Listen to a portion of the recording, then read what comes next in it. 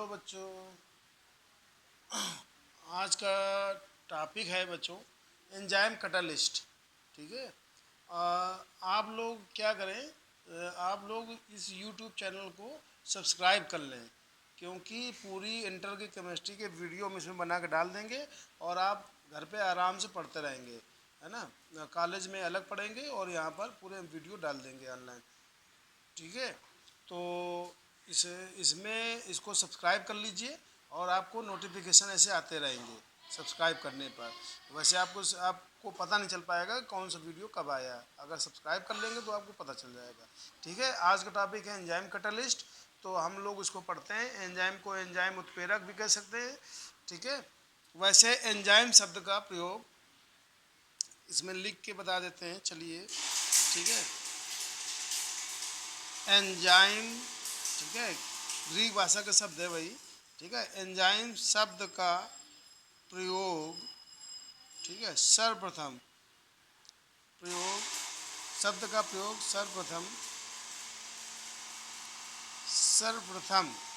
ठीक है, जर्मन वैज्ञानिक,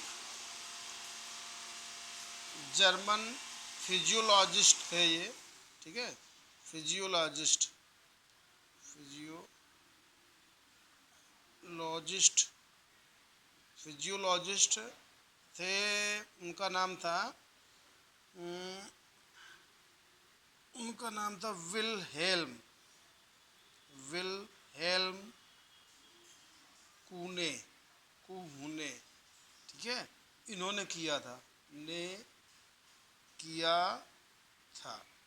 ठीक है। और इसका विस्तार से अध्ययन, इसका एक्सपेरिमेंटल, है ना, इसको एक्सपेरिमेंटल प्रूव्ड, है ना, एक्सपेरिमेंटल प्रयोग करके इसका पूरा अध्ययन, विस्तृत अध्ययन ईडॉड ईडॉड बकनर ने किया था।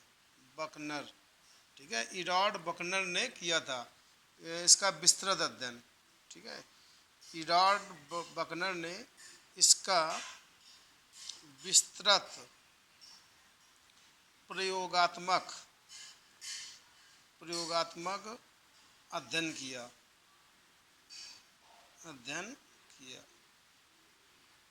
अब इसके बारे में हम लोग पढ़ते हैं कि एंजाइम होते क्या हैं। तो एंजाइम जो होते हैं, ठीक है, दीज आर बायोलॉजिकल, है ना, कैटालिस्ट। ये जैव रासायनिक उत्प्रेरक होते हैं। ठीक है। नंबर 1 तो ठीक। और वैसे अगर बताया जाए तो एंजाइम, ठीक है, आजीवित का भी हम बताएंगे मतलब क्या है। आजीवित नाइट्रोजन जरूरी है, इसमें नाइट्रोजन होती ही होती है। तो नाइट्रोजन युक्त जटिल, मतलब कॉम्प्लेक्स, ठीक है, जटिल कार्बनिक ऑर्गेनिक कंपाउंड, कार्बनिक यौगिक ऑर्गेनिक कंपाउंड, कार्बनिक यौगिक होते हैं, है ना, जो जीवित जंतु तथा वनस्पतियों द्वारा उत्पन्न होते हैं। जो, है ना, जीवित जंतु तथा वनस्पतियों द्वारा, ठीक है, उत्पन्न होते हैं। तो ये तो इसकी डिफिनीशन हो गई बच्चों। ठीक है। एंजाइम क्या होते हैं? एंजाइम आजीवित, मतलब ये आजीवित का मतलब निर्जीव होते हैं। ये सजीवों के बाहर निर्जीव की तरह व्यवहार करते हैं और सजीवों के अंदर, है ना, मतलब सजीव की तरह व्यवहार करते हैं। तो इस प्रकार का इनका व्यवहार होता है। और ये हम लोगों के जीवों के अंदर जैव रासायनिक क्रियाएं जो होती हैं, जीवों के अंदर होने वाली रासायनिक क्रियाओं को उत्प्रेरित करते हैं। ठीक है। तो एंजाइम क्या होते हैं? अजीवित नाइट्रोजन युक्त जटिल कार्बनिक पदार्थ होते हैं जो जीवित जंतुओं तथा वनस्पतियों द्वारा उत्पन्न होते हैं। ठीक है। अब इनके बारे में और भी हम लोग पढ़ेंगे, लक्षण पढ़ेंगे, तो कुछ एग्जाम्पल्स भी पढ़ेंगे हम लोग इसी में। ठीक है। तो इनका जो अणुभार होता है उच्च होता है ना। सभी एंजाइमों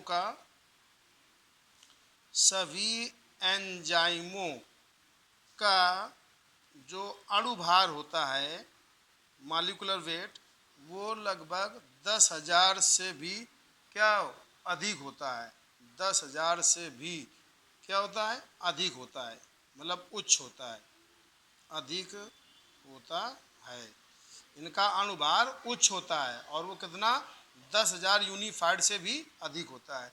इनका अणुभार जोड़ा जाएगा तो 10,000 से अधिक होगा।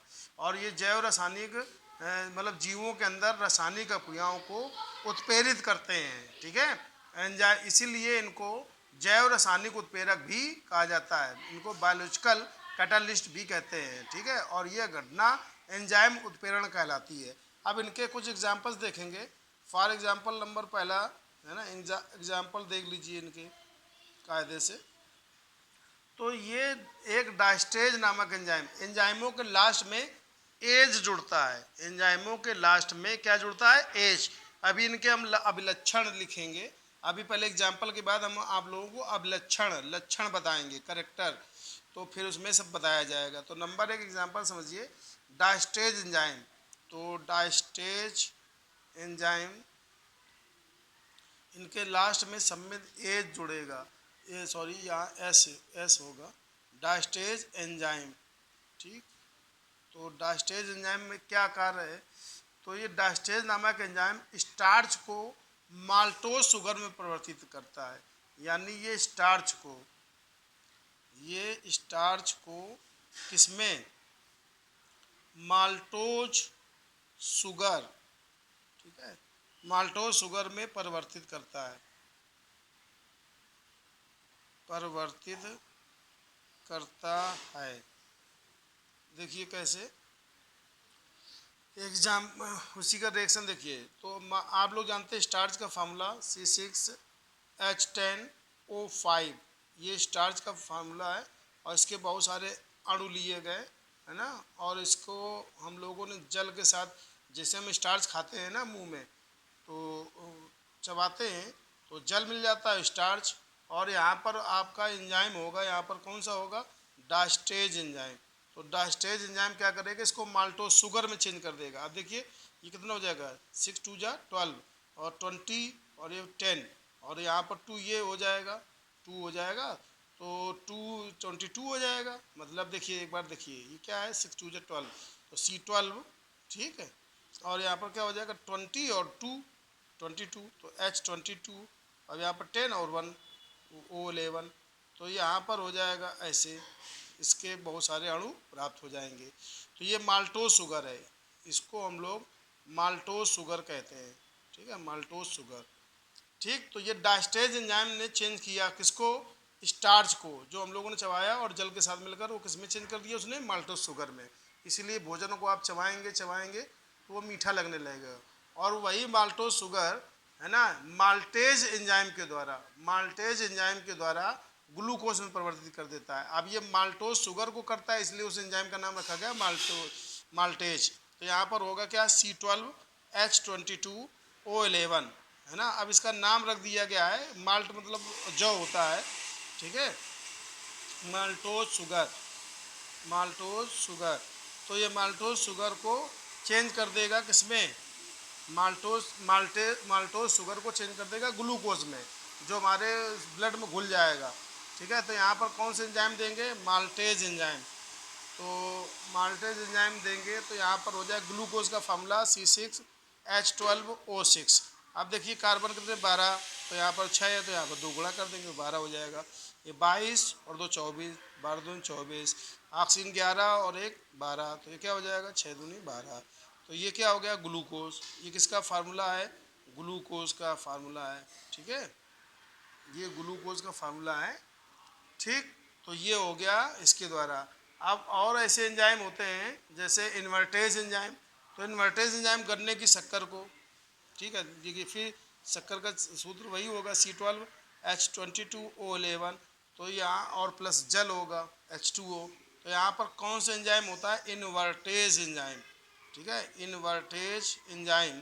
तो इनवर्टेज एंजाइम जो है वो चीनी का जल अपघटन C11 है ना, C12H22O11 का जल अपघटन कर देगा ग्लूकोज में C6H12O6 प्लस फ्रक्टोज में C6H12O6। इसमें कीटोन ग्रुप होता है फ्रक्टोज में, इसमें एल्डिहाइड क्रियात्मक समूह होता है। ठीक है, तो ये इसमें चेंज कर देगा और ये ग्लूकोज और फ्रक्टोज एथिल अल्कोहल में कन्वर्ट हो जाएगा जाइमेज एंजाइम के द्वारा। तो यहाँ पर होगा C6H12O6। ठीक है, और यहाँ पर होगा जाइमेज एंजाइम। जाइमेज एंजाइम ये चेंज कर देगा इसको एथिल अल्कोहल। तो एथिल अल्कोहल का फार्मूला C2H5OH। ठीक है, इधर कर देगा और इसमें CO2 गैस निकल जाएगी। ठीक है, तो CO2 2CO2। अब इसको बैलेंस कर दीजिए, देखिए C6 है तो 2 दूनी 4 2 6 कार्बन के। हाइड्रोजन के देखिए 12 है तो 2 5 दूनी 10 और 2 12, 2 गुणा है ना पूरा, इस प्रकार। तो ये ऑक्सीजन का देखिए 6 है तो ये 2 यहाँ हो गया और 2 दूनी 4 ये हो गया, तो पूरा बैलेंस हो गया। तो ये हो गया इनवर्टेज एंजाइम, चीनी को चेंज किया ग्लूकोज और फ्रक्टोज में, ग्लूकोज और फ्रक्टोज चेंज हो गया एथिल अल्कोहल और कार्बन डाइऑक्साइड। तो कार्बन डाइऑक्साइड बुलबुले के रूप में बाहर निकल जाती है। तो इस प्रकार ये कुछ एग्जाम्पल्स हैं। और देखिए यूरिएज एंजाइम, जैसे यूरिएज एंजाइम, तो यूरिएज एंजाइम के बारे में लिख लीजिए। ठीक है, यूरिएज, हर एंजाइम के बाद में लास्ट में एज जुड़ता है मोस्टली। ठीक है, तो यूरिएज एंजाइम क्या करेगा कि ये यूरिया को अमोनिया और कार्बन डाइऑक्साइड प्रवर्तित कर देता है। यूरिया का सूत्र क्या होगा? NH2CONH2। ये यूरिया खेतों में डाली गई और जब खेतों में डाली गई तो उसमें जल हुआ, तो जल के साथ ये इसमें कौन सा एंजाइम आएगा? Urease enzyme. तो देखिए NH2CONH2 और प्लस क्या होगा? H2O, जल। तो यहाँ पर एक यहाँ पर जुड़ जाएगा और एक यहाँ पर जुड़ जाएगा, क्या? हाइड्रोजन। तो NH3 अमोनिया हो गया और एक ओ यहाँ जुड़ जाए तो क्या हो जाएगा? CO2। तो यहाँ पर हो जाएगा 2NH3 प्लस क्या हो जाएगा? CO2। तो इस प्रकार ये अमोनिया और कार्बन डाइऑक्साइड में अपघटित हो जाएगा। कौन? किसके द्वारा? यूरिएज एंजाइम के द्वारा। यूरिएज एंजाइम के द्वारा। क्लियर? तो ये कुछ एग्जाम्पल्स हैं, किसके हैं? एंजाइमों के। ठीक है, और देखिए और एंजाइम भी देखना है तो जैसे लाइपेज एंजाइम आपने सुना होगा, तो लाइपेज एंजाइम को लिखेंगे यहाँ पर। लाइपेज एंजाइम, तो ये क्या करता है? इसका कार्य ये होता है कि लाइपेज नामक एंजाइम तेल और वसा जो हम लोग खाते हैं उसको ग्लिसरॉल, वसाम्ल और ग्लिसरॉल में अपघटित कर देता है।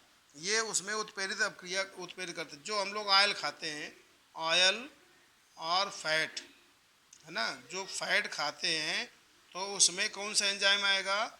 Lipase enzyme. तो लाइपेज एंजाइम इसको चेंज कर देगा किसमें? ग्लिसरॉल में। किसमें चेंज कर देता है? ग्लिसरॉल में चेंज कर देता है। ठीक, तो इस प्रकार ये कुछ एंजाइमों के कार्य हैं। और भी टालिन एंजाइम, जैसे हम लोग के मुंह में टालिन एंजाइम पाया जाता है, वो जो भी स्टार्च खाते हैं उसको माल्टोज शुगर में चेंज कर देता है। तो वो रिएक्शन तो पहले एग्जाम्पल में दी गई थी। इसके अलावा अब हम लोग इसमें पढ़ेंगे एंजाइमों के लक्षण। ठीक है, एंजाइमों के लक्षण पढ़ेंगे।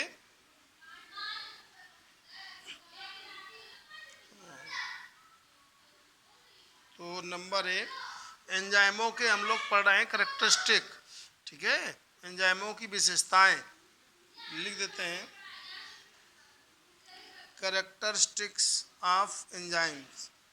ठीक है, कैरेक्टरिस्टिक्स ऑफ एंजाइम। ठीक है, तो नंबर 1 तो आपको बताया गया कि ये उच्च अणुभार वाले नाइट्रोजन युक्त जटिल प्रोटीनी पदार्थ होते हैं। चलिए लिख देते हैं नंबर 1, ये उच्च अणुभार वाले ठीक है, नाइट्रोजन युक्त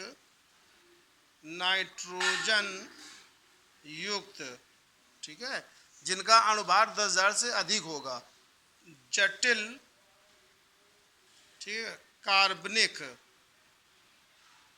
जटिल कार्बनिक प्रोटीनी पदार्थ होते हैं, प्रोटीनी पदार्थ होते हैं, ठीक है, पदार्थ होते हैं। और एक बात इसमें एक विशेष पॉइंट नोट कर लीजिए, इसमें एक अप्रोटीनी भाग भी होता है। एंजाइमों में एक अप्रोटीनी भाग होता है जिसको हम को एंजाइम कहते हैं। क्या कहते हैं? को एंजाइम। अगर आपको डिफिनीशन बताना हो तो क्या बताएंगे? नाइट्रोजनी युक्त जटिल अणुभार वाले कार्बनिक पदार्थों को एंजाइम कहते हैं, और उन एंजाइमों में एक अप्रोटीनी भाग होता है जिसे हम को एंजाइम कहते हैं। ठीक है, तो नंबर 1 तो ये हो गया। नंबर 2 कैरेक्टरिस्टिक इसका होगा कि ये जल में मिलकर कोलाइडी फिल्म बनाते हैं। कोलाइडल, अगला टॉपिक कोलाइडल सोल्यूशन भी होगा वीडियो में, है ना, कोलाइड पढ़ेंगे। तो ये क्या करते हैं? जल के साथ, है ना, जल में मिलकर ये जल में कोलाइडी विलयन बनाते हैं। अब आपको बताया जाएगा कोलाइडी विलयन क्या है। कोलाइडी विलयन बनाते हैं, ठीक है, कोलाइडी विलयन बनाते हैं, ठीक है, जो एक प्रभावशाली उत्प्रेरक का कार्य करता है। जो कोलाइडी विलयन जो एक प्रभावशाली, ठीक है, प्रभावशाली जैव उत्प्रेरक का या उत्प्रेरक का सीधे उत्प्रेरक का कार्य करता है, उत्प्रेरक का कार्य करता है, ठीक है। नंबर 3 लक्षण, ये आप लक्षण नोट कर लेंगे और याद कर लेंगे, ठीक है। नंबर 3 है कि इनकी उत्प्रेरकी क्षमता विशिष्ट होती है ना। इनकी उत्प्रेरक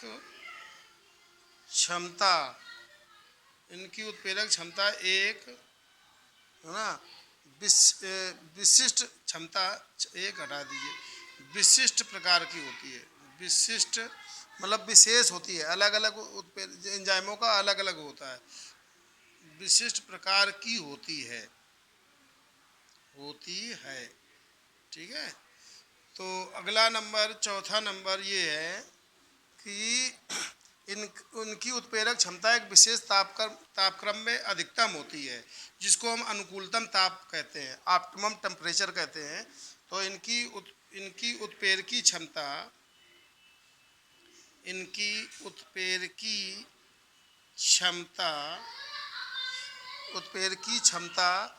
एक विशेष, है ना, विशेष तापक्रम वो लगभग कितना होगा? वो 25 से 35 डिग्री सेल्सियस के मध्य होता है, ठीक है, पर अधिकतम होती है। इस ताप पर ये एंजाइमों का कार्य अधिकतम होता है, ठीक है। ये अधिकतम उत्प्रेरकी क्रिया करते हैं इस ताप पर, और इसी ताप को अनुकूलतम ताप कहते हैं। अधिकतम होती है, ठीक है, और इसे हम अनुकूलतम ताप कहते हैं। इसे अनुकूलतम ताप कहते हैं, ठीक है। Optimum temperature, OT, optimum temperature, ठीक है।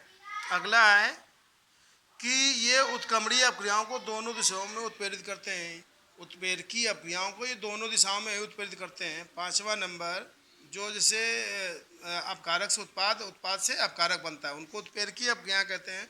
उत्प्रेरकी अपक्रियाओं में रिवर्सेबल का चिन्ह लगाया जाता है, हाफ एंटी एरो, ठीक है। तो इसमें इनका जो लक्षण है, जो अगला, तो ये एंजाइम जो होते हैं उत्क्रमणीय अपक्रियाओं को दोनों दिशाओं में, यानी इसको लिख देते हैं पूरा, अच्छा भाई, उत्क्रमणीय अपक्रियाओं को दोनों दिशाओं में